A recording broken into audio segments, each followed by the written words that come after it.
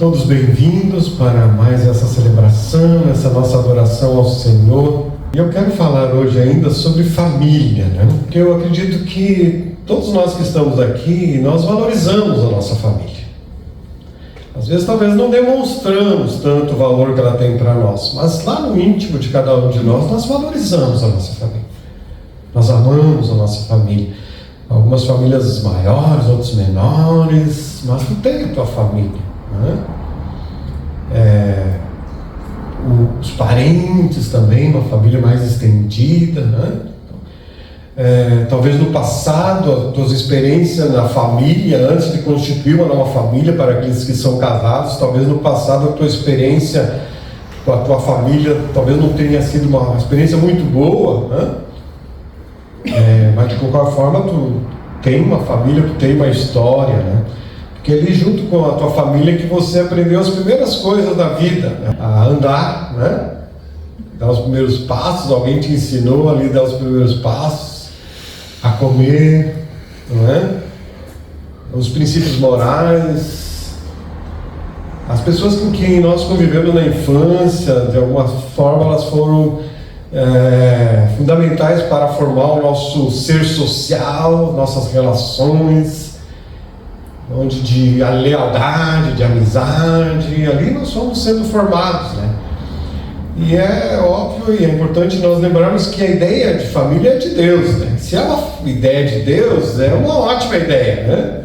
É a preciosa ideia de Deus, e por isso é uma bênção, é uma bênção.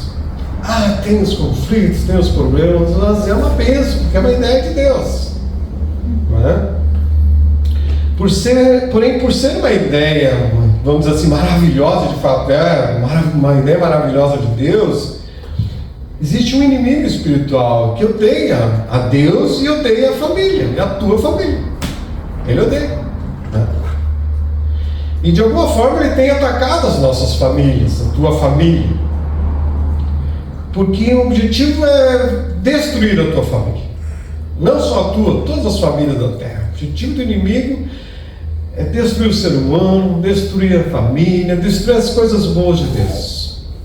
Já que não pode atacar, atingir a Deus, atinge a sua criação. Aquelas coisas boas que Deus fez. Então visa destruir a família. Uma família que nós lutamos para construir, uma família que nós lutamos para edificar, uma família que nós lutamos para manter, mas existe um inimigo que quer destruir. E a cada dia, para mim, para você, é um desafio para manter a família unida. É um desafio manter a família com o mesmo propósito, manter a família em harmonia. Ter um lar alegre, quando a gente ouve as notícias que circulam por aí, ter um lar alegre, um lar com harmonia, tem sido menos comum. Tantas notícias tristes que nós ouvimos de famílias, né? Alguns dias atrás, uma pessoa ligou para mim, mandou uma mensagem, pedindo um conselho, né? Como lidar com um membro da família, família grande, uma certa estrutura grande, sim, todos adultos, mas um membro da família há muito tempo se envolveu com as drogas, né? E esse envolvimento com as drogas gerou muitos conflitos entre os irmãos. E gerou problemas financeiros, muitas tristezas, né? E chegando ao ponto de falta de esperança na família e como ajudar essa pessoa também. O inimigo conseguiu atacar essa família e trouxe tanto sofrimento para os pais, para os irmãos, né? O que fazer? A pergunta foi, né, para mim. A gente continuou a conversa, eu e ele, né? O fato é que as famílias estão sofrendo, muitas famílias sofrendo, problemas que lhes advêm sem esperar, né? Famílias que passam por crises, que fogem ao controle, problemas que surgem por ação de alguém da família, como nesse caso, ou por negligência também dos seus membros, né? Ou por ataques externos do inimigo, que nós denominamos então nessa noite aqui inimigos da família. E eu queria que você saísse daqui hoje, assim como eu estou determinado, a cada dia, vencer os inimigos da família que existem. Vencer esses inimigos. E quem seriam esses inimigos, né? Em primeiro lugar, como já perceberam na minha introdução aqui, há um inimigo espiritual de todos nós. Jesus disse em João 10:10 que o ladrão vem apenas para roubar, matar e destruir. E eu vim para que tenham vida e a tenham plenamente. Então há um inimigo que quer matar, roubar e destruir e quer impedir que Jesus dê uma vida plena para as pessoas. Jesus tem essa vida plena, né, para as pessoas, mas há um inimigo que a cerca e que tem trazido sofrimento. Quantas famílias nós temos visto isso acontecendo? O diabo sabe que quando começa a destruir uma família, o sofrimento e a destruição alcançará muitas outras pessoas. Muitas outras pessoas. Por exemplo, quando o relacionamento de um casal ele é afetado, começa a se deteriorar e começa a destruir o relacionamento, quantas pessoas sofrem? A começar pelo casal, né? O marido e a mulher, o casal, vai sofrer porque vão ficar frustrados pelo que aconteceu, vão talvez viver com sofrimento, com angústia, com culpa, e talvez não se recuperem o resto da vida, porque destruíram aquela relação, né? Se eles tiveram filhos, os filhos também vão sofrer, porque vão sentir insegurança, agora não tem mais na minha casa. Aí às vezes os filhos um vai com a mãe, outros quando há um divórcio, muito sofrimento na vida dos filhos. Os pais desse casal, né, de um lado do outro, também vão sofrer, porque vão ver os seus filhos, aquela família constituída sendo destruída. Então o sofrimento ele é abrangente, e se eles fazem parte de uma igreja, a igreja vai sofrer. E o inimigo sabe disso. E ele tenta, e não desiste. E nós precisamos lembrar disso. E nós precisamos ficar atentos a isso, alertas a isso. Porque Jesus ele nos alerta então sobre a ação do mal contra nós. Como que o diabo age, né? Como ele age, né, influenciando a cultura. Porque nós estamos inseridos numa cultura, então a cultura nos pressiona a nos amoldar aquela cultura, aquela forma das pessoas viverem, os costumes. Então o diabo ele permeia isso, né, na educação, através das artes, das músicas, da literatura, dos filmes. Então está por todo lado uma cultura do inferno, muitas vezes, que entra na nossa casa. Através de uma série, de um filme, de um livro, de uma orientação, da educação na escola, uma cultura do inferno. E ele também age criando dificuldades, barreiras para o evangelho avançar, pedir que você anuncie o evangelho da tua família, os teus amigos. Então é melhor tu não falar de Jesus para eles. Inspirando pessoas com as suas filosofias vãs, para que as pessoas não creem no evangelho e creem nas filosofias, que tem tantas por aí. Paulo fala sobre isso, né? Sobre as vãs filosofias. O diabo oferece o mundo para quem o adorar. Não foi só para Jesus, mas para todos nós. E não o adorar explicitamente, tem quem faz isso, né? Mas adorar pelo modo de escolha de viver. Viver conforme ele quer. E assim ele torna as pessoas suas escravas. Saiba que o diabo não tem pressa para te destruir. Mas ele é persistente. E nós também temos que ser persistentes para lutar. Amém? Persistente para lutar no combate, né? A boa notícia é que o Senhor Jesus revela em sua palavra que o inimigo já está derrotado. Aleluia, né? Não podemos ignorar os seus ardis, sua maneira de agir, diz a palavra. Mas a boa notícia é que ele já está derrotado. Lá em Colossenses 2,15, o apóstolo Paulo disse: tendo despojado os poderes e as autoridades, fez deles um espetáculo público, triunfando sobre eles na cruz. Aleluia. O sacrifício de Cristo na cruz trouxe a derrota completa do diabo e dos seus demônios. A gente tem que saber disso. Então essa é a razão, esse sacrifício de Jesus, a vitória de Jesus, é a razão para que você e eu, nós cristãos, usemos a autoridade espiritual que nós temos para lutar contra. Senão a gente fica ali com medinho do diabo. Há uma autoridade espiritual que Deus nos deu. E há um poder espiritual para repreender, para expulsar e para vencer as obras do maligno. Queridos, a realidade espiritual, ela está descrita na palavra de Deus. Você que já leu a Bíblia muitas vezes, espero, né? Queira tu queiras ou não, queira a pessoa acredite ou não, é o que a Bíblia expõe para nós, que o diabo existe, que o mundo jaz no maligno, que nós estamos num mundo tenebroso, e o diabo é como um leão que anda ao nosso derredor procurando uma maneira de matar, roubar, destruir. É uma realidade. O que tu não podes ignorar isso, né?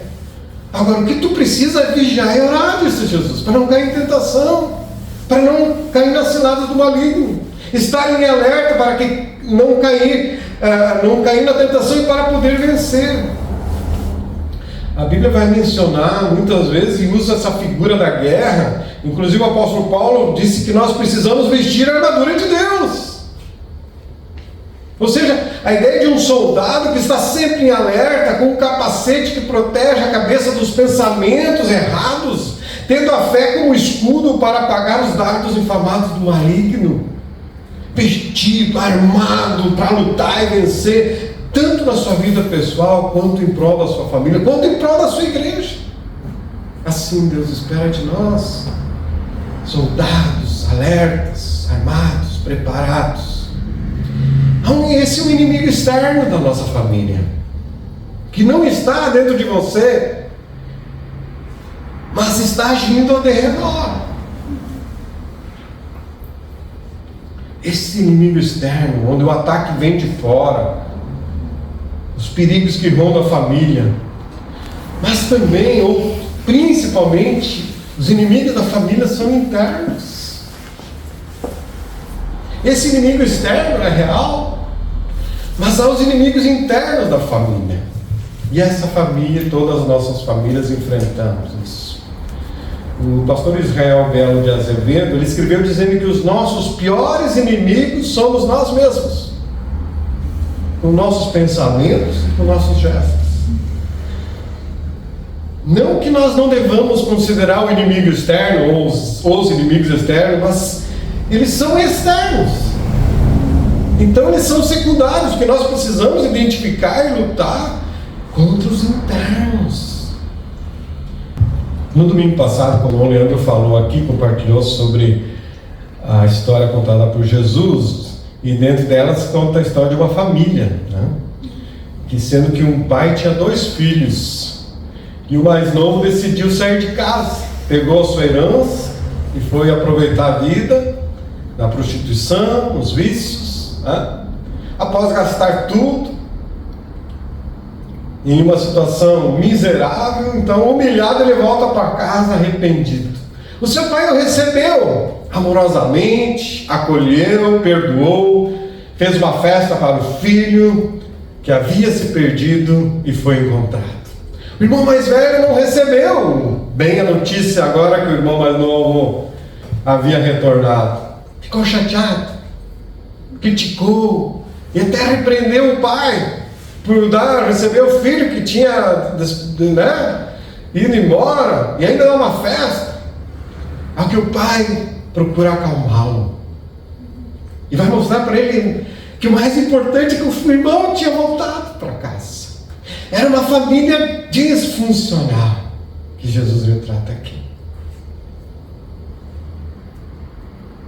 Nós conversamos na célula durante a semana, né, aqui, onde nós visualizamos como essa família vivia em desarmonia.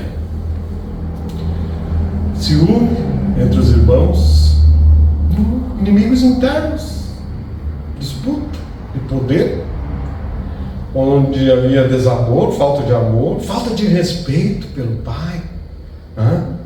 Um filho via o pai como uma fonte de renda. O pai, dá mais um dinheirinho aí, né?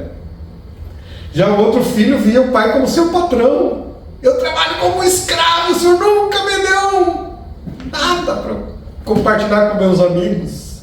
Era a visão de relação, a relação dentro dessa casa. Mas o bom pai ali foi um pacificador, né? Filho, vem cá, teu irmão chegou, voltou, vamos festejar. E essa é uma função bonita dos pais, de ajudar os filhos a se entenderem, a se pacificarem, não é? Então nós percebemos também nessa história de como os inimigos estavam dentro da família. O problema é que esse inimigo pode ser você. Tu pode estar prejudicando a tua família. Ah, não, eu sou o bonzinho da casa. Cada um faz a sua análise aí, né? Ah, eu sou o bonzinho da família. Todos os outros só dão problema. Eu sou o bonzinho. Né? De que maneira nós podemos ser um inimigo dentro de casa? Ou como nós identificamos algumas coisas que prejudicam e podem destruir uma família? Inimigos. O primeiro inimigo que nós percebemos é quando numa família não existe o equilíbrio entre o prazer que essa família me dá e o dever que eu tenho como membro dessa família. Porque ser membro de uma família, inclusive a igreja, tem o prazer de tu vir aqui, ter uma boa música, né? Ah, que legal, tem um cafezinho pronto, pessoas que me abraçam, tudo arrumadinho, né? Que coisa legal. Ah, é um prazer isso. Mas há o dever também de cada um de nós nessa família. E na tua casa da mesma forma. Então tem que haver um equilíbrio entre o prazer e o dever. O prazer, né, de o filho levantar e a mãe preparou o café, tá ali cheirosinho, gostoso antes de ir trabalhar, ou antes de ir para a escola, ou o marido, né, preparar para a esposa, ou a esposa para o marido, quer dizer, esse prazer da vida em família, né? Mas não pode ser só esse lado da família, né? Do prazer, eu vivo com prazer, ou seja, eu faço parte dessa família a partir das coisas boas do relacionamento.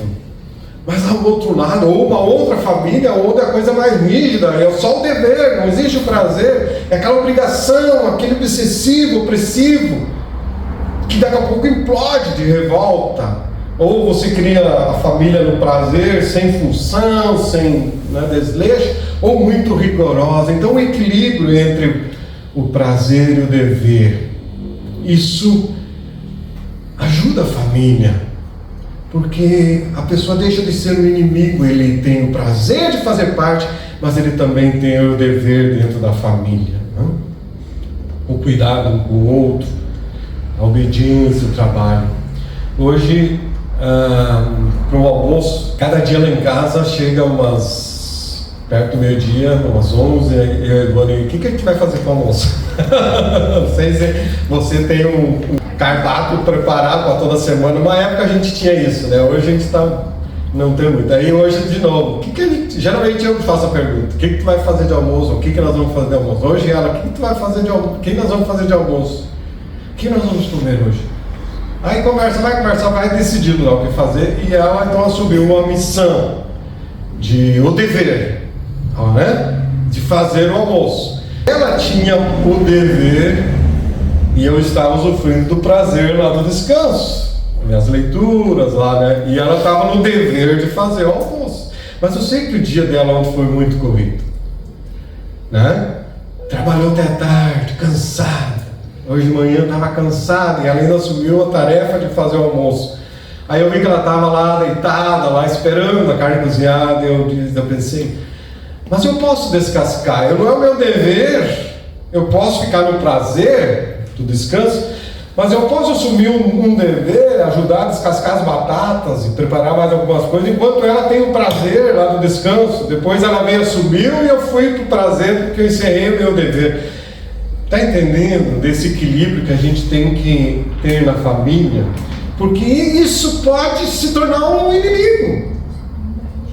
Porque um só tem o dever e o outro só quer o prazer. Precisamos buscar esse equilíbrio do prazer e o fazer para gerar harmonia na família. O segundo inimigo que eu quero destacar é de como a gente pode às vezes confundir os valores de baixo com os valores do alto, né? Quem comentou isso foi o pastor Israel Belo, né?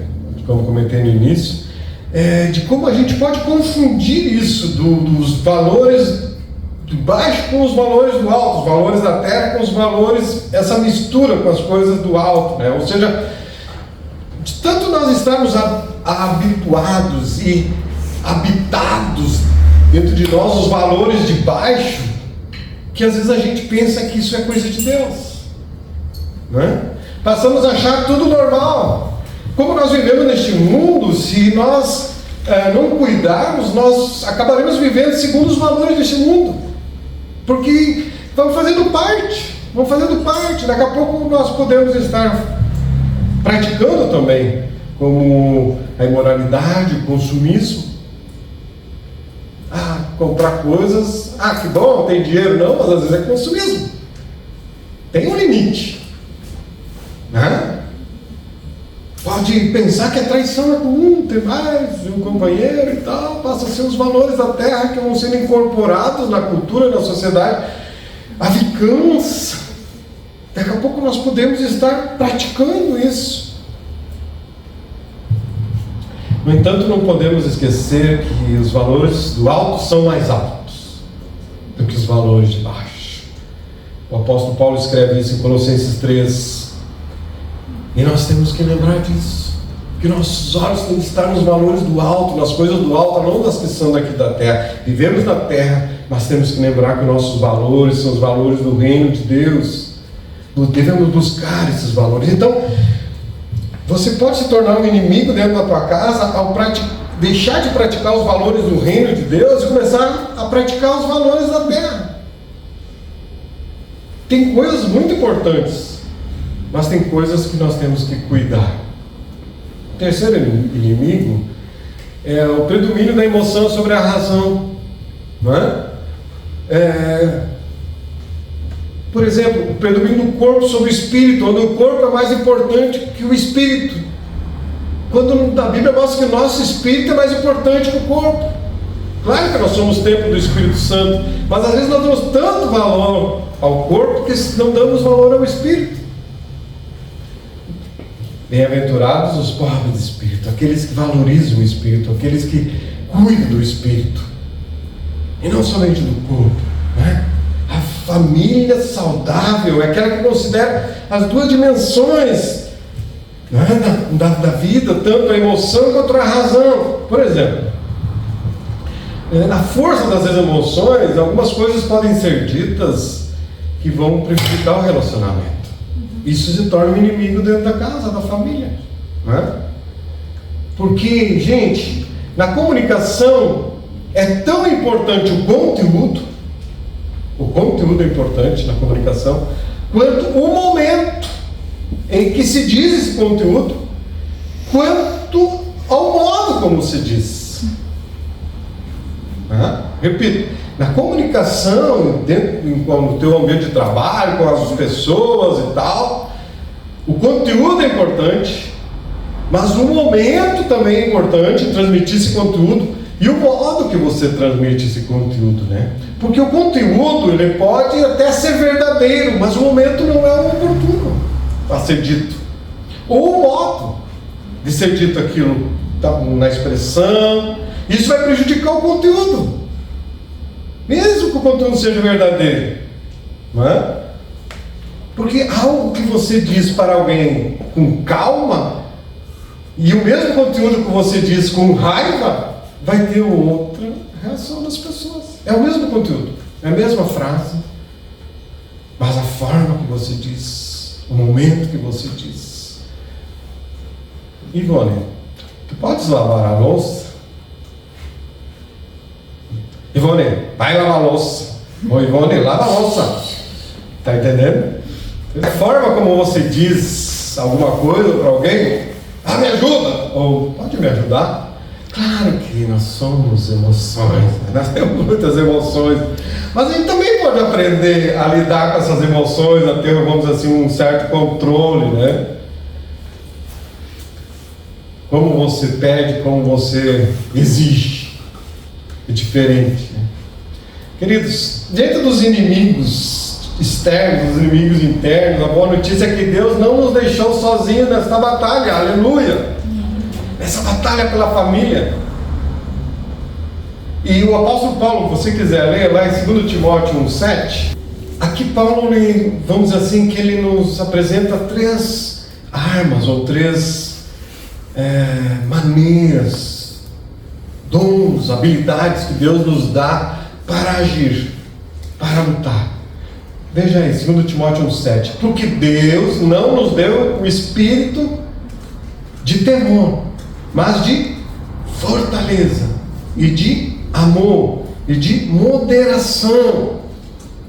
Outras versões, né, em vez de fortaleza, poder, depende da versão que você tem aí. Ou seja, Deus te deu isso. Te deu isso. Você tem esse Espírito de Deus, um Espírito de poder, amém? De fortaleza, um Espírito de amor, você já tem isso. Um Espírito de moderação, você já tem isso, o Espírito está em você. Ou seja, Deus te deu o poder, que é a capacidade de você fazer, a capacidade de você mudar se você quiser. Deus te deu esse Espírito, unido ao Espírito Santo, Deus move o teu Espírito e vou mudar essa situação na minha família.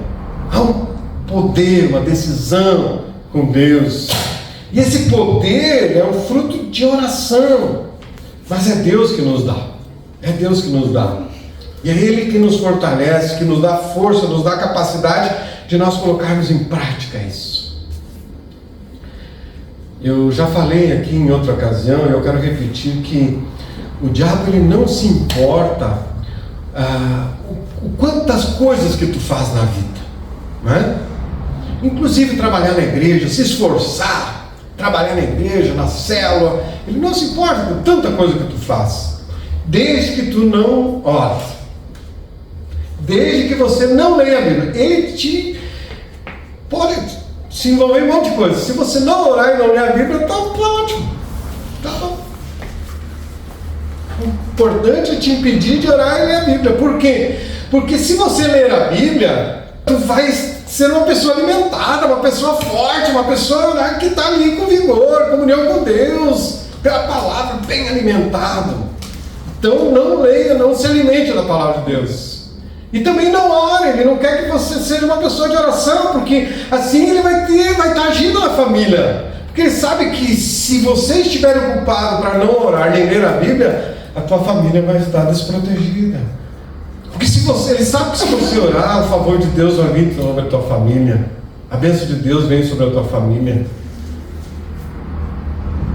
Então, pode fazer um monte de coisa. Desde que você não orar e não ler a Bíblia, ele está de boa. O poder está na oração também. A oração, o poder, o Espírito, essa comunhão vem pela oração. Segundo ele coloca aqui sobre o amor. E esse amor, vamos dizer assim, que é um sentimento doado por Deus para ti. É um sentimento que Deus doou ao teu coração. O amor, ele provém de Deus. O amor provém de Deus, queridos. Deus é amor, e Ele dá esse amor para você, abundantemente esse amor para você, né? Te dá o poder para mudar a situação, mas te dá o amor para também levar você a mudar a situação.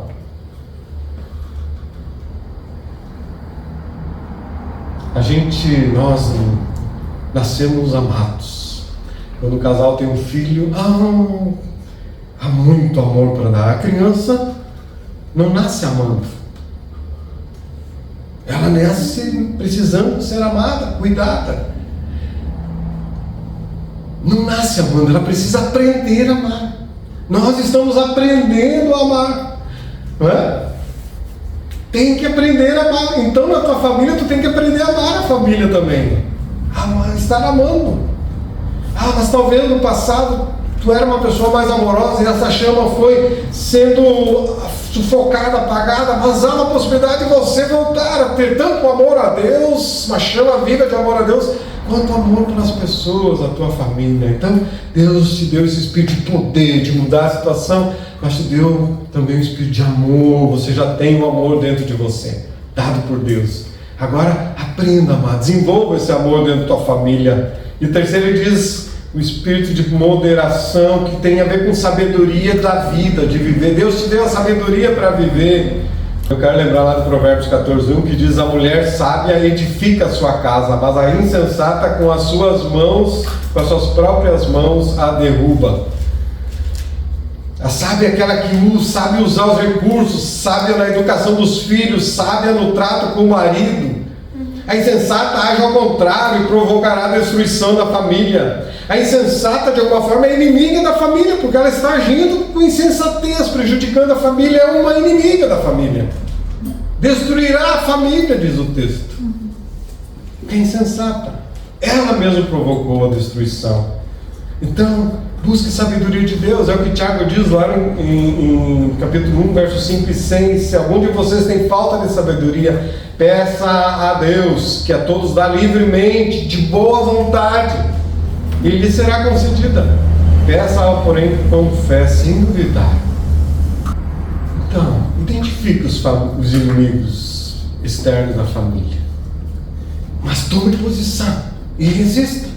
Identifique, né? 1 Pedro 5, 8, 9 diz: estejam alertas e vigiem. O diabo, o inimigo de vocês, anda ao redor como um leão, rugindo e procurando a quem possa devorar. Resistam-lhe, permanecendo firmes na fé. Gente, não é uma dica, não, depende disso. Tua vida espiritual depende disso. E você tem que entender que a tua família também depende disso.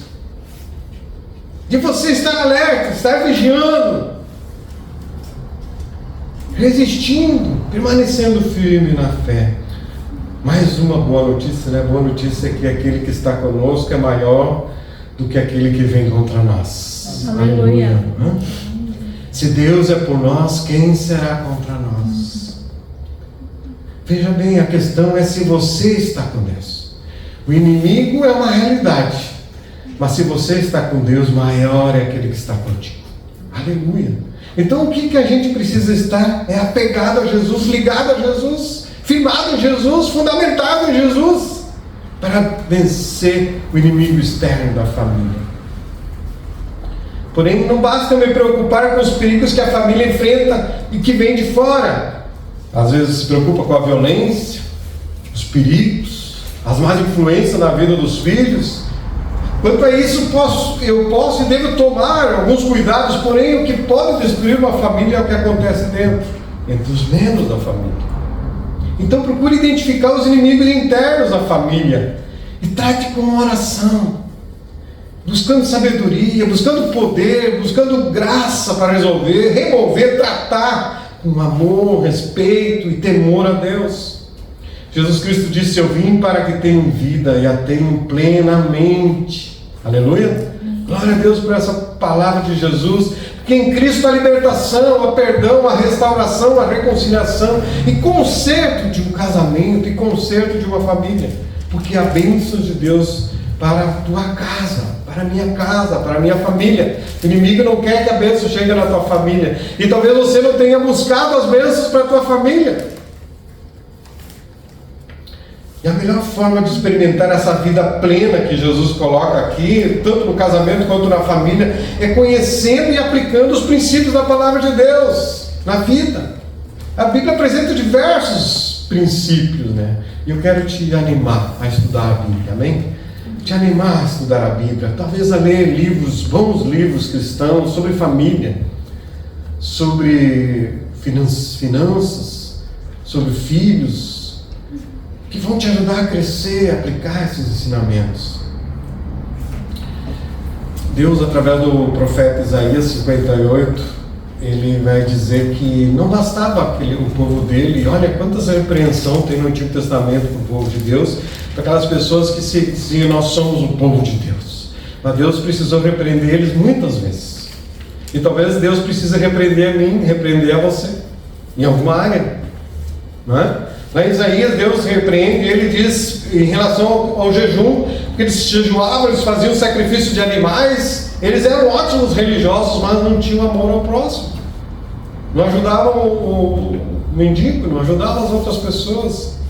Agora, as duas coisas, a Bíblia vai mostrar que precisam andar juntos, de mãos dadas, ou seja, tu deves orar, tu deves oferecer a Deus o teu culto, tu deves jejuar, como eles faziam, nós devemos fazer, mas também nós precisamos praticar a caridade, nós precisamos praticar a fidelidade, andar em temor e obediência à palavra,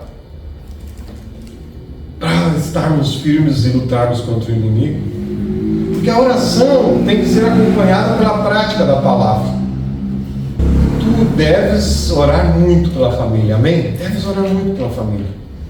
Mas tu também precisa observar o que a Bíblia ensina sobre a maneira correta de viver. Por exemplo, líderes religiosos, ainda na nossa época, elas vão... eu dou graças a Deus por fazer parte de uma aliança bíblica, né? Onde nós podemos vir de camiseta e tal. Veja bem, não estou fazendo um julgamento de valor, né? Mas em outros grupos religiosos, quando o líder ali religioso, ele chega aqui, ele vai botar uma outra roupa, né? E no conceito de colocar essa outra roupa, está assumindo aquele ofício agora perante Deus, né, com uma outra roupa, e aqueles atos litúrgicos se tornam atos poderosos, atos que estão sendo feitos então na presença de Deus, em nome de Deus. Então tem uma certa mágica ali, né? Nas palavras, tem que dizer aquelas palavras da forma exata, a roupa, né? Então eles entram ali e colocam aquelas roupas, e depois eles tiram aquela roupa e vão viver uma vida talvez mundana,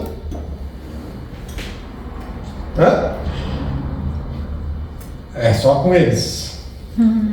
Talvez eu vou botar minha roupa para ir no culto agora, vou me perfumar, e você vem aqui se quebrando diante de Deus, ora, e aceita o apelo, você adora, mas ao chegar em casa tu troca a tua roupa de religioso, e você pode passar a viver uma vida contrária ao que a Bíblia ensina. Não dá, né? Eu e você, nós precisamos ser a mesma pessoa aqui quanto no dia a dia. E que nós escolhemos a vida de amor a Jesus aqui e a vida de amor a Jesus lá, não é o contrário, né? Tu já imaginou um traficante de drogas sendo um homem de oração? Aí ele vai orar, dobra o joelho no chão e clama a Deus e diz: Deus abençoe meu trabalho. Não dá para a gente ver que isso é possível, né? Porém, às vezes nós podemos agir assim, queremos que Deus nos abençoe fazendo o que Ele reprova. Deus me abençoe enquanto dirijo o carro em alta velocidade. Cuida, protege, Deus. Deus abençoe a tua igreja, mas eu não vou ser dizimista, eu não vou nem ajudar os irmãos, os ministérios, não quero me envolver. Deus transforma a vida dos meus colegas de trabalho, mas não vou nem dar bom dia para eles. Mas transforma, Deus, faz alguma coisa. A oração, ela precisa vir acompanhada da prática da palavra de Deus, dos princípios. Deus abençoe a minha família, Deus abençoe a minha família, mas trata mal a esposa, o esposo. Não vive os princípios dentro de casa, da família.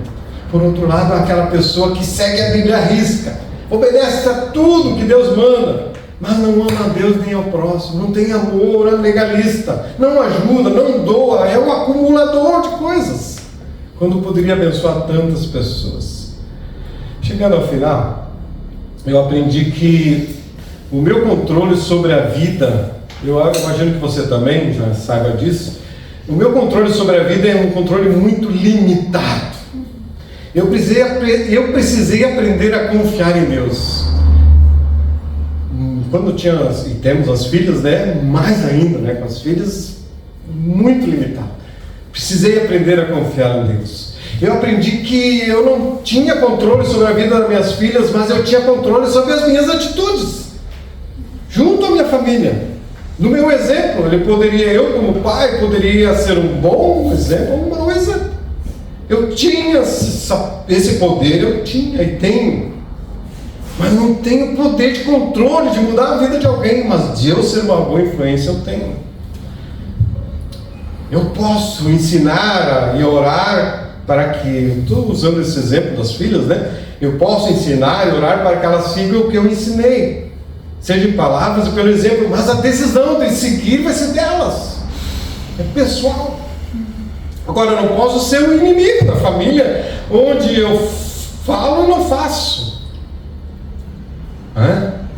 ou sendo um mau exemplo, uma pedra de tropeço. O maior legado que eu desejo deixar às minhas filhas é o amor a Jesus, e espero que a vocês também. Sou um homem imperfeito, mas o maior legado que eu quero encorajar vocês é amar a Jesus, amar a sua palavra. Eu desejo que as minhas filhas, minha esposa e vocês estejam comigo no céu. Vocês não foram criados para o inferno, mas foram criados para o céu. E as minhas filhas eu decidi ter, porque eu queria que elas tenham uma família e que elas fossem para o céu comigo. Então, diante disso, eu clamo, eu agradeço, eu creio e eu busco a salvação, o amor a Jesus. Eu já sou salvo. O meu desejo é que ali dentro da tua família, especialmente com aqueles que ainda não são cristãos, que você olhe para eles não como inimigos, mas como um campo missionário, como um coração que precisa de Jesus e que eu posso orar por eles e que eu posso ser um bom exemplo de amor a Jesus. Eu posso, é uma escolha. Então, querido, seja o marido que a tua esposa precisa. Amém? Seja a esposa que o teu marido precisa. Talvez não que merece, mas que precisa, né?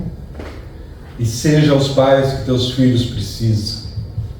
Seja os filhos que teus pais desejam, que está fundamentado na palavra de Deus. Não seja o inimigo da família. Que o inimigo da família não seja você, amém? Não seja você. Não seja você o tropeço. Não seja você o empecilho. Não seja você. Você tem o poder de dizer: eu não vou ser, eu tenho amor no coração, eu tenho o Espírito Santo na minha vida, eu conheço a palavra de Deus, Senhor, me ajuda a praticar, a viver, a ser. Eu tenho um conteúdo, mas eu quero também ter um modo de viver correto, de transmitir a palavra. Eu tenho o conteúdo do Evangelho, mas ajuda a encontrar o momento e a maneira de transmitir o Evangelho. Mantenha o foco nisso, não deixe o diabo te distrair, você perder a salvação dos teus familiares. Salve Jesus, salve. Nós vamos cantar uma canção que é uma oração